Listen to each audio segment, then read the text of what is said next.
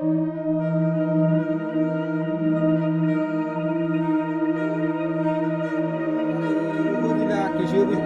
অফিসে গেছি, টিউনো অফিসে গেছি, সেনাবাহিনীর দ্বারা গেছি। এই বানটা সারানোর লেগে আছে আমাকে অনেক সম্পদ নষ্ট হয়ে যাইতে আছে। এরা কইতে আছে আমরা যান, আমরা আইতে আছি। তো আমরা আইরি আমি তো এর পরের দিন যাই, তো কয় যান আমরা এই যে টিউনুরে হারাইতেছি। তো এই টিউনুর কাছে গেলে কয় আমরা সেনাবাহিনীর কাছে যান, সেনাবাহিনীর কাছে গেলে কয় আমরা হানি উন্নয়ন বড় যান। তো স্যার এইভাবে যাইতে যাইতে আমরা দেখা গেছে 14-15 দিন আমরা পানির তলি। এই যে স্যার আমাকে লক্ষ লক্ষ টাকার বউ, এই যে স্যার অনেক কোনো দামে আমরা কোনো কিছু পাইতে আছি না, যে এটা কইরা খামু স্যার হেঁটেও নাই। আমাদের এই পানের বুড়োর উপরে এই চাষের উপরে আমাকে দিন দুনিয়া, আমরা পান চাষ করে খাই। হাঞ্চরের মনে হয় বেশিরভাগ মানুষই পান চাষের উপরে। সম্পূর্ণ বোরগুলো আমাদের এই পানি ডিব্বা 14-15 দিন থাকি আর সম্পূর্ণ বোরগুলো শেষ হয়ে গেছে গিয়া। বরঞ্চ যখন পানিটা আসছিল, আমরা যখন থানাতে গেছিলাম, ওসি স্যার যদি আমাকে যদি একটু লক্ষ্য করতো যে না এগুলো বানটা কাটতে দিত, কাটতে দিয়ে পানিটা লাগিয়ে দিত। আমার বাপ দাদার আমল হইতে এবং বর্তমান পর্যন্ত আমরা বোরের উপরে নির্ভরশীল।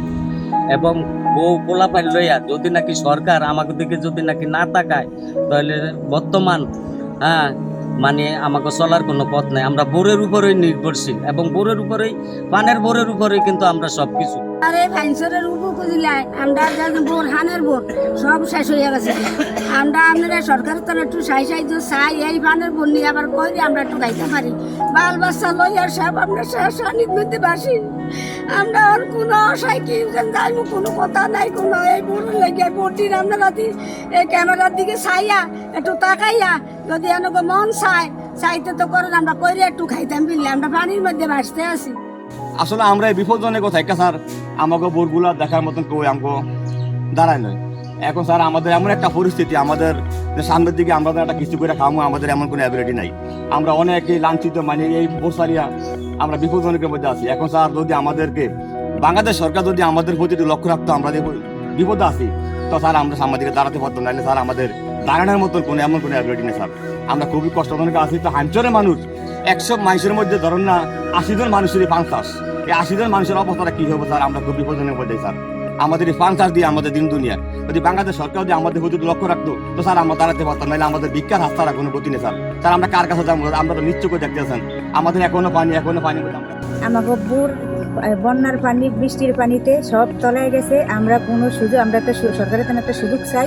আমাকে বাঁচার কোনো রাস্তা নাই, কোনো কিছু না। আমরা পানি মিটে পর্যন্ত ডুবে আছি। আপনারা যদি আমাকে সুযোগ সুবিধা দেন তাহলে আমরা বাঁচতে পারব। আপনারা যদি সুযোগ সুবিধা না দেন তাহলে আমাকে বাঁচার মতন কোনো কিছু নেই। আমাদের চাঁদপুর জেলার ভিতরে যে হাঞ্চর উপজেলা পানের জন্য বিখ্যাত, আপনারা জানেন যে এখান থেকে অনেক পার্শ্ববর্তী জেলাসমূহে পান যায় এবং কৃষকরা আর্থিকভাবে কিন্তু অন্যান্য ফসলের তুলনায় পানে খুব লাভবান।